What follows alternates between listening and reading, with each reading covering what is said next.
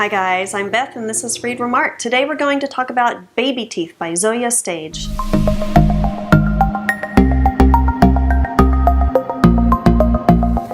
I'm sitting down today for this one because I have some thoughts about this book.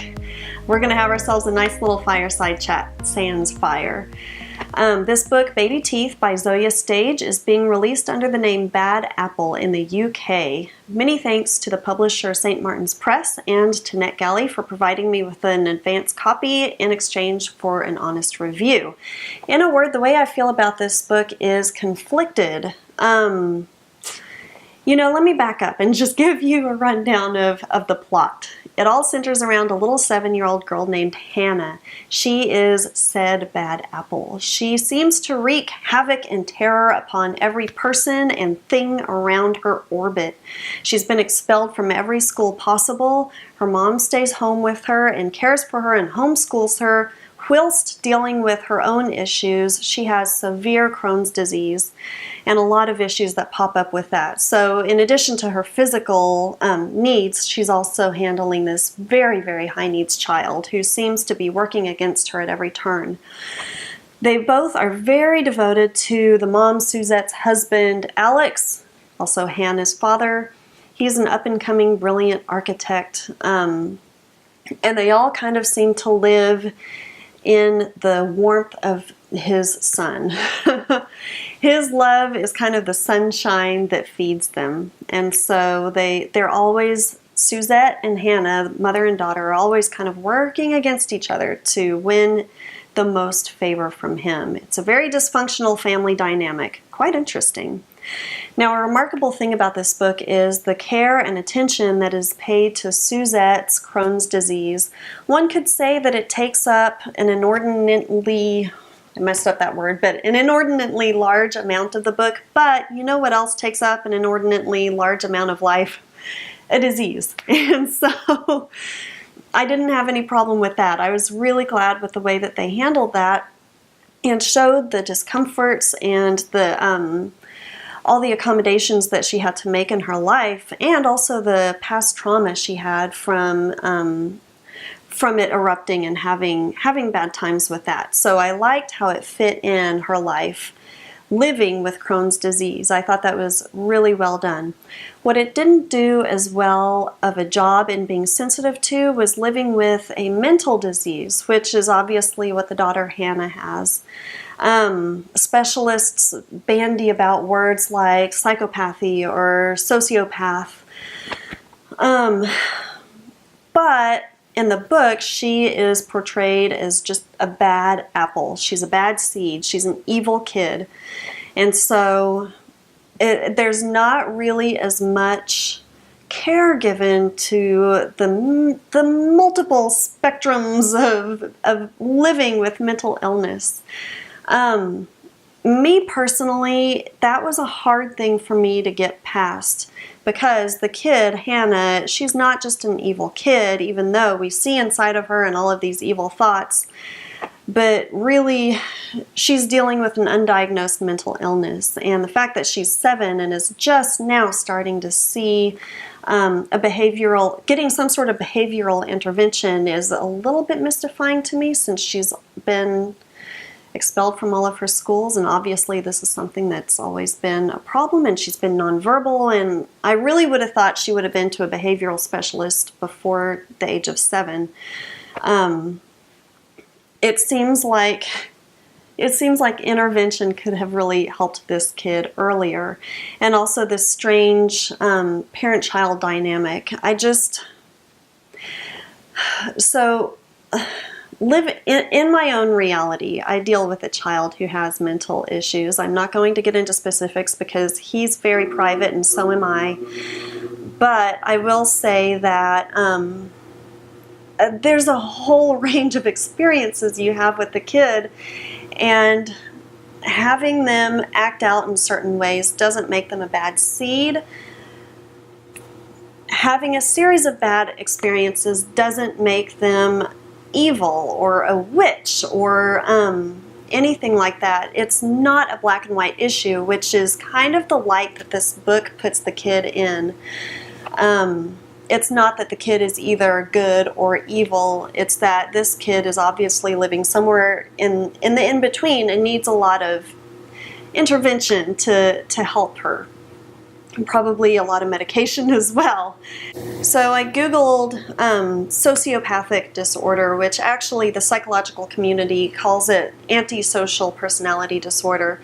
And it basically means the person doesn't really have a conscience. They don't really have the ability to grasp right and wrong emotionally. They just kind of know it as a fact of what other people tell them. And so I did a little bit of research on what that is after reading this book, because I was curious, because, you know, in my own experiences, I've seen that some of these extreme diagnoses can still be managed, treated, as long as you just, you know, keep on top of it. The same thing is true for antisocial personality disorder. The majority of those people grow up to have productive lives. They marry, they hold jobs, they live perfectly fine lives. Of course, there's a small percentage of them for whom things go horribly, horribly wrong. You could say the same thing about the general public, the neurotypical people. There's a small percentage of those people for whom things are terribly, terribly wrong, and they are not productive members of society. So I think my personal reaction to this book was one of not feeling like a fair shake was given to Hannah, nor to the mother, because the mother experiences a range of emotions, and it seems to cast the mother in this bad light because of that, when really being the parent of a kid who has those needs, you also experience a whole spectrum of emotions, from happy to sad to terrified to sometimes guilty relief to anger. And all of that is okay. That entire range of emotions is okay. The constant in all of this is that you love the hell out of the kid, and nothing will ever interfere with that, and you're just trying to get them to where they need to be. It's a difficult, bumpy road. So difficult, but it's a road paved with love. That's so cheesy, but it was very absent in this book. Now, I realized what Zoje Stage was doing. She was painting these absolutes to amp up the thriller quotient in this book and to show the dysfunction of this family. There was a very strange dynamic between mother and daughter of, wait till I show daddy what you did, or wait till I show daddy what you did.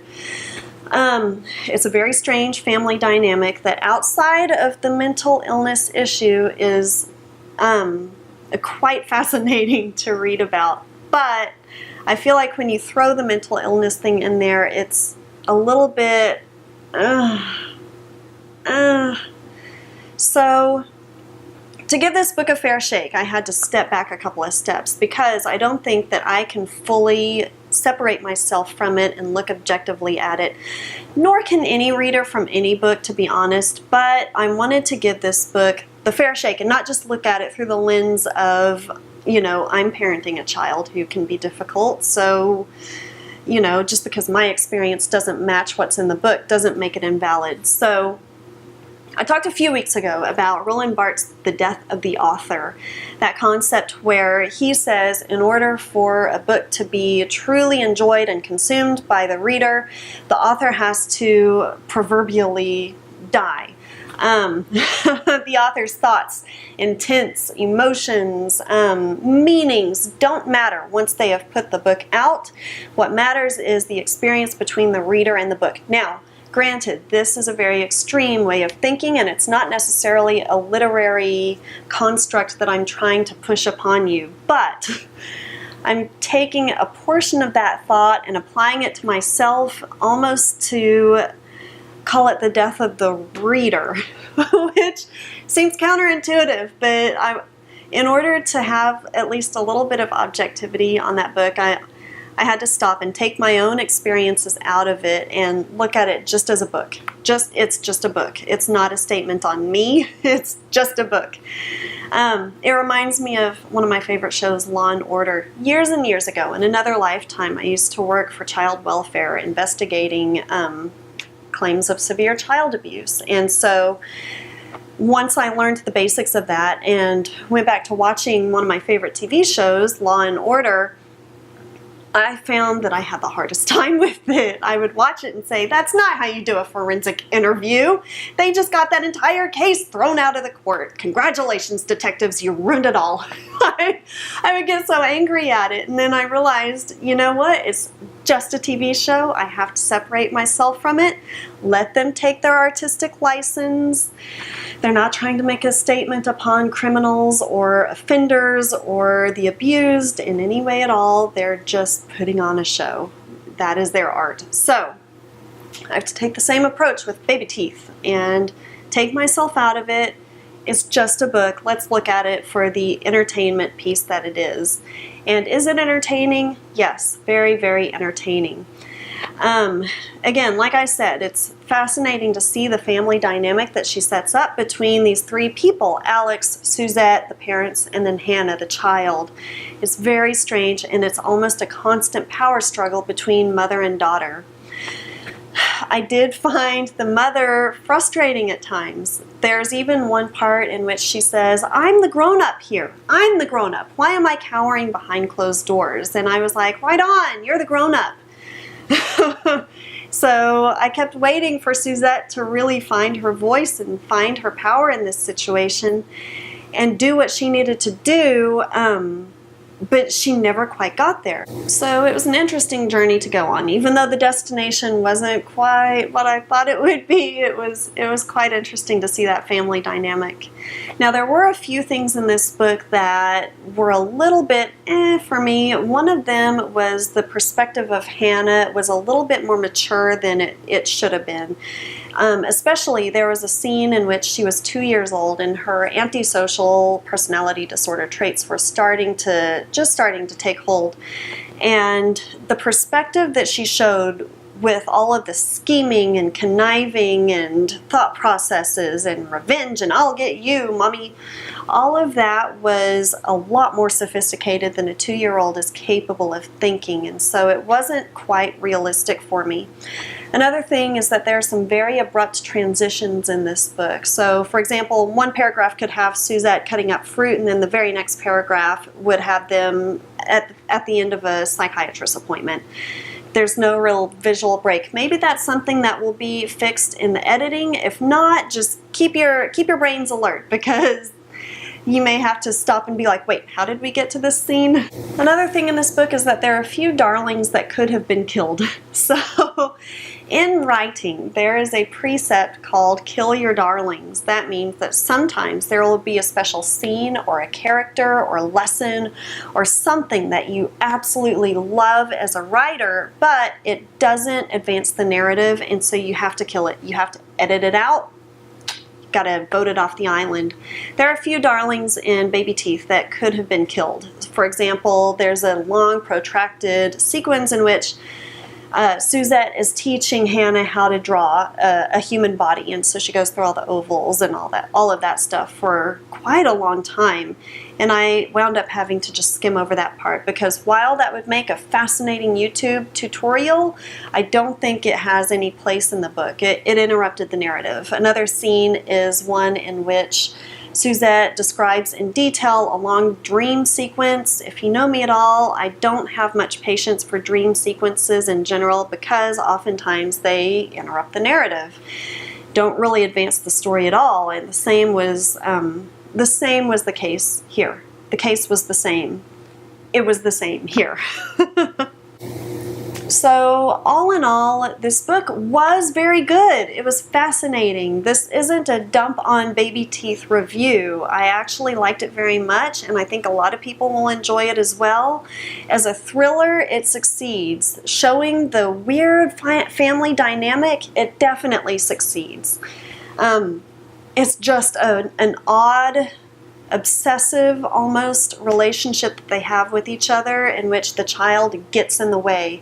The fact that it's her mental illness that gets in the way is the thing that just it gives me twitches. It's very uncomfy for me. So is this a good book? Yeah. Is this quite likely kind of a problematic book?